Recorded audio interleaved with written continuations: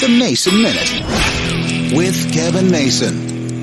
During my formative youth, when I started driving, we used to love driving around and cruising. I lived in Virginia Beach, and we had the ocean area called the Strip. You'd roll down the windows, you'd have the stereo blasting, you'd have a good time. Even in the winter months, when it was cold and there could even be snow on the ground, which didn't happen often, we'd roll down the windows and turn the heater up, and we'd be bundled up and still screaming and yelling and having a good time. We have that moment here in Tennessee where the temperature's just right at night, where you can roll down the windows and it's just cold enough that you've got to turn up the heat in the car and you can have the stereo blasting.